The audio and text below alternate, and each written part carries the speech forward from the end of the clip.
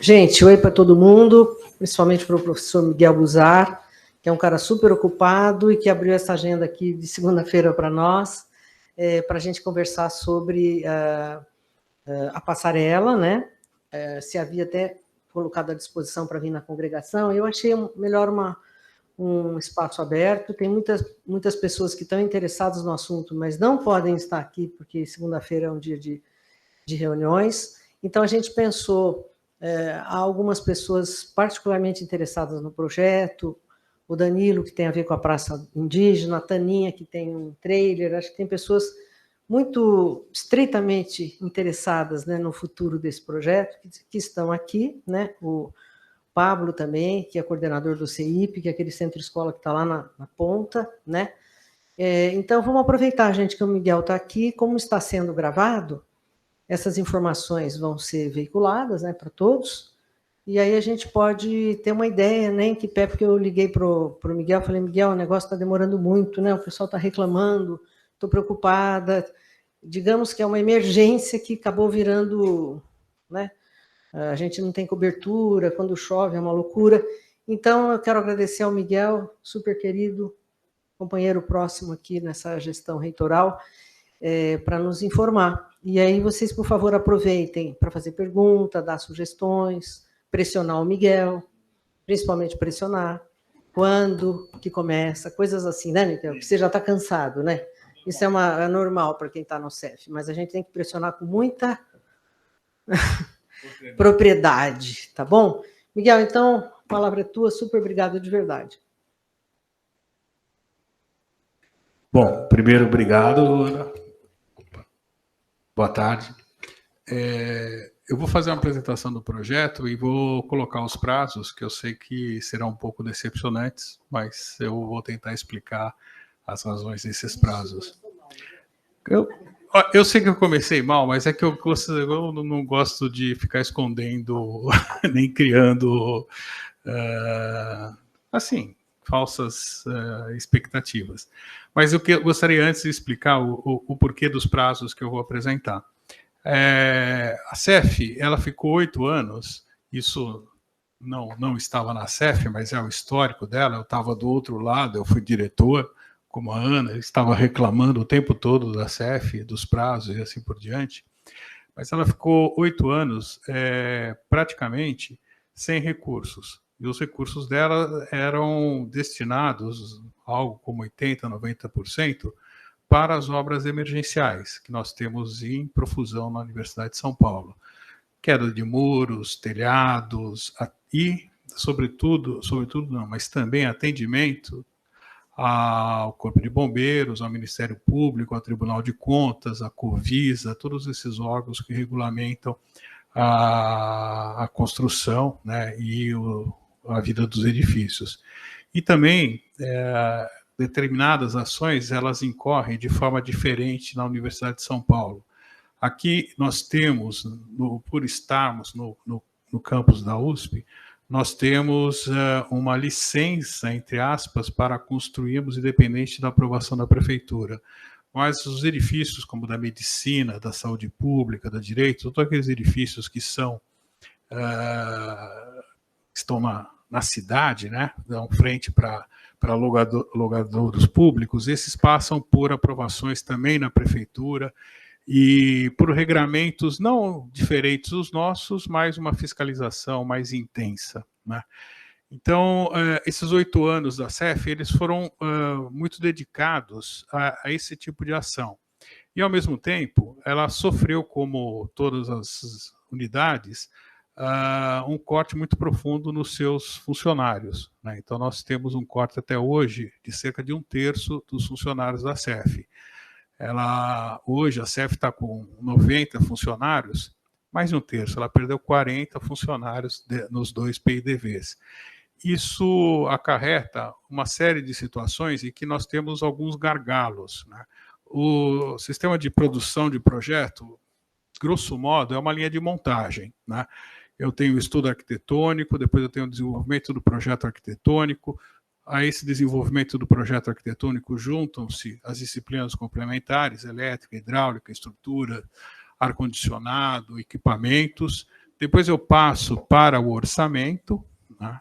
O orçamento de uma obra pública, ele é completamente diferente do orçamento de uma obra que um particular faça. Nós temos que seguir todo um regramento em que eu não posso especificar, por exemplo, que é normal no setor privado, aparelho de ar-condicionado ou sistema de ar-condicionado dão um valor. Eu não posso fazer isso no orçamento de obra pública. Eu tenho que orçar item por item, né? Então, cada aparelho, cada fusível, cada elemento que compõe o sistema, ele tem que ter um preço. Como esses preços, às vezes, não aparecem discriminados nas tabelas oficiais, nós temos que fazer cotação no mercado e temos que ter 3 preços diferentes para validar uma planilha.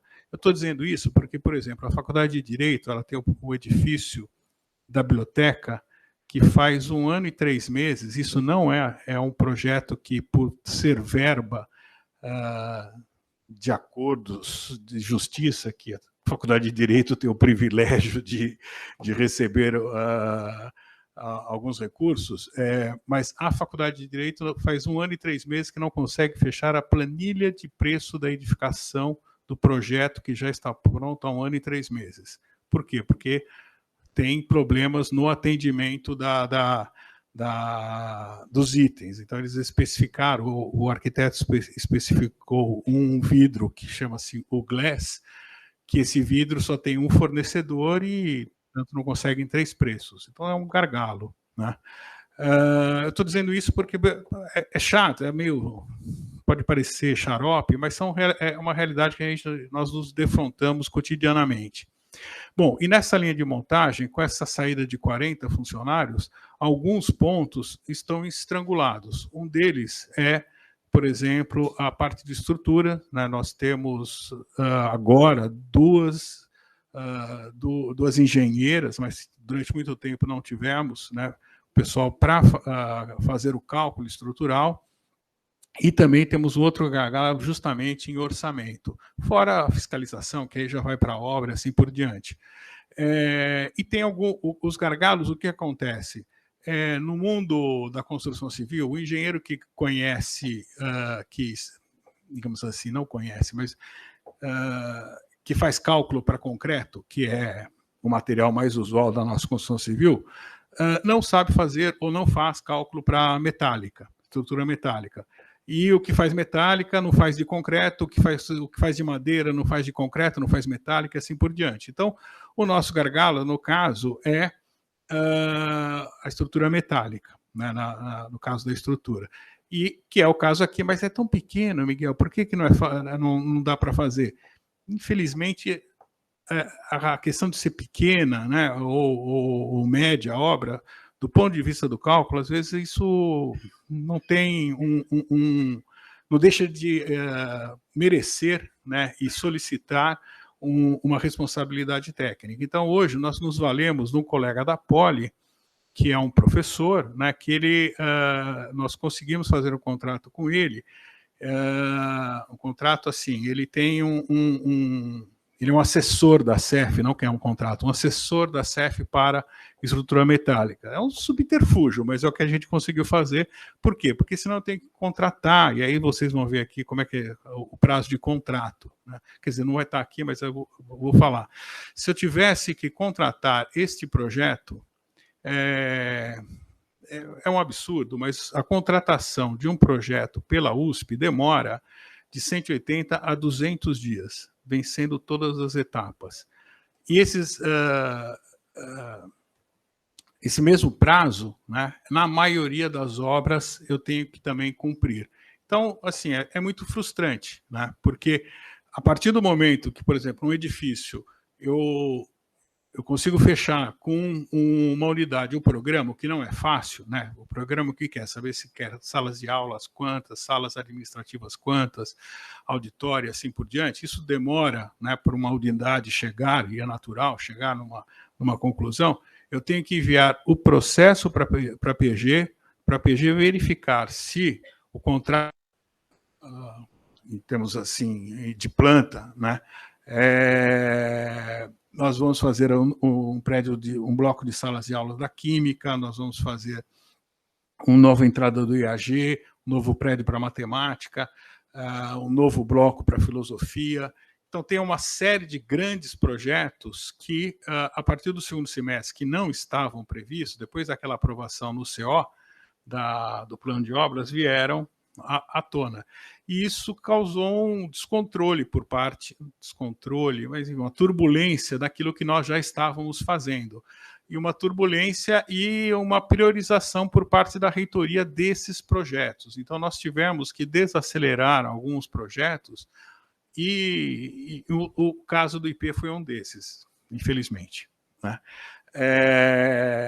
Para poder conseguir elaborar minimamente um estudo para prever o custo para compor o orçamento deste ano. Não era nem ainda elaborar o projeto, mas era fazer o custo, conseguir elaborar o custo.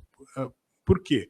Porque, por exemplo, o bloco da Química era um projeto de 2013. Bom, de 2013, né, gestão do professor Rodas, USP grande, vamos abrir não sei quantos cursos, vamos fazer não sei o quê. O edifício tinha um perfil, né, que necessitava ser rediscutido. E uma das coisas mais difíceis é você fazer uma discussão, uma reflexão sobre um novo programa daquilo que já havia sido aprovado. Então, isso muitas discussões, muitas reuniões para conseguir chegar, né, no entendimento do que se deveria fazer.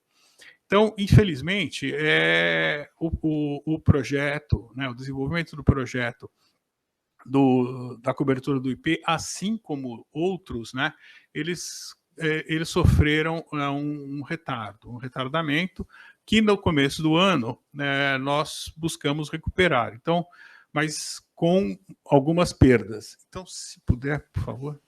Então, esse é o quadro da situação atual, né? Eu tenho o projeto executivo arquitetônico, e aí com os complementares, com a estrutura finalizado, foi finalizado dia 31/3. Eu estou terminando o orçamento 21/4. Como essa obra é menor, eu estou prevendo não 180, mas 120 dias para o processo licitatório, no máximo 120 dias. E depois, em setembro, iniciar a obra, né, a previsão de 5 meses, e acredito, bom, torcendo para que eu consiga realizar, mesmo na chuva, no período de chuva, boa parte da obra. E isso vai levar, né, a inauguração, infelizmente, para fevereiro e para março.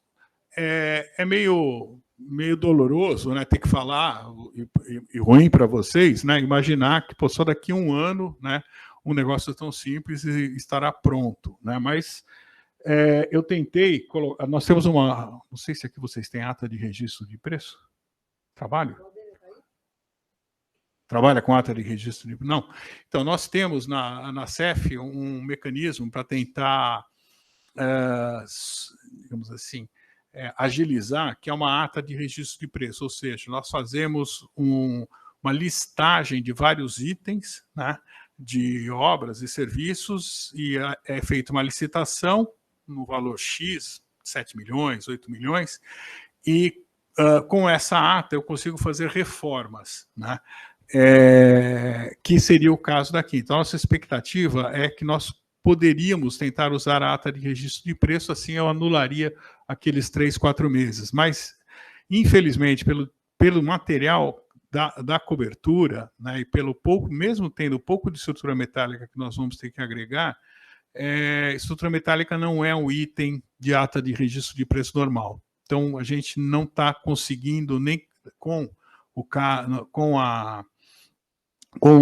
quem venceu a licitação, fazer troca de itens. Ele não está aceitando, porque teve duas coisas que há 2 tipos de materiais que estão com preços muito, digamos assim, fora de qualquer reajuste normal da construção civil, que são materiais metálicos, né, aço, fio de cobre e madeira, né? E como aí entra material metálico, então a gente não conseguiu fazer um ajuste com o vencedor da ata de registro de preço, que na verdade é vencedor da ata do ano passado. Agora nós estamos preparando uma outra ata, mas não dará tempo de de entrar nesta licitação, porque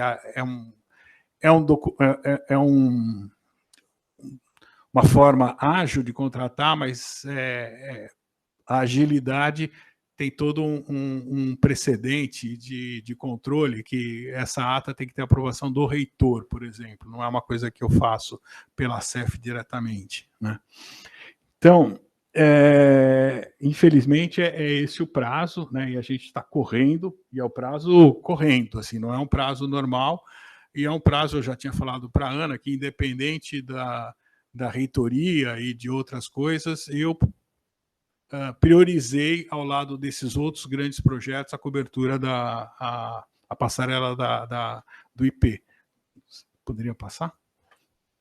Então, bom, aqui vocês conhecem, né? A passarela inicialmente tinha um braço, né, ortogonal, e ele foi substituído durante o segundo semestre do ano passado, não lembro exatamente quando nós conversamos.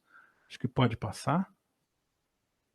Que é esse braço, né, na diagonal, que vai mais ou menos acompanhar aquela calçada que a prefeitura, se não me engano, fez. Aqui são os pontos 1, 2, 3, 4, 5, 6, que nós vamos ver em ilustrações feitas pelo pessoal que está desenvolvendo o projeto. Pode passar. Então, aqui é o trecho 1, né? Não sei se dá para identificar, mas que tem uma cobertura de ligação com o prédio. Aqui é o trecho 2, que é mais ou menos, o meio da passarela, né? Tinha a solicitação de ter uma telha transparente ou translúcida, né? E aí enfim, a engenharia achou que seria muito problemático, então nós deixamos, e espero... Acho que já tinha apresentado isso para a Ana, mas eu não sei se... Né? Nós deixamos alguns trechos com um reforço... Obrigado. Um reforço na estrutura metálica, mas sem cobertura para permitir uma visibilidade. Acho que pode passar. Essas são as perspectivas. Oi. Não tinha ainda essa cara na diagonal. Ele é a mesma base, mas depois ele tem alguns desenvolvimentos diferentes.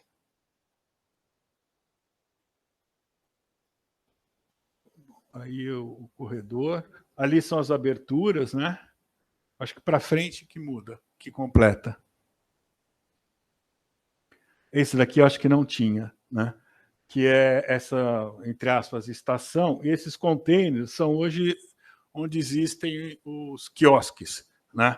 Que a gente colocou digamos assim, um formato coringa, que depois ele vai ter que ser, não sei exatamente como é feito aqui o processo licitatório, como é que é feito, mas aí vai ter que, o espaço vai abrigar aquilo que vocês, enfim, alocarem, né? Então, aqui é um pergolado, com bancos, mesas. A ideia, né, é não só ter a parte de iluminação, mas poder também carregar celular, trabalhar com computador, alguma coisa assim. Evidentemente com restrição, porque vai ao ar livre, né? Não é a todo momento que a pessoa vai poder fazer isso. Aqui já mais ao anoitecer. Aqui são os outros, o 3, o 5, o 6. O 5 é o final, né? O 3 ainda é o intermediário, e aqui é aquela diagonal que liga ao outro prédio. Essa parte, como é nova, a estrutura metálica ela será um perfil I, um pouco diferente desse perfil que já existe. Por quê? É justamente para tentar agilizar tanto o projeto quanto a obra, porque aquele outro perfil é parecido, mas a gente vai fazer questão de destacar só para dizer que, olha, é diferente, é outra coisa, né? É uma intervenção nova. Acho que pode mudar. Bom, aqui ainda é o meio da passarela. Acho que acabou. Acabou, né? O que não está definido aqui, mas a gente pode realizar ainda durante o processo de projeto, durante a licitação, é o projeto específico de paisagismo, né? Que aí é uma coisa que a gente precisa sentar e verificar, trazer o arquiteto, o paisagista aqui para conversar com vocês e aí criar algumas soluções mais adequadas àquilo que vocês imaginam.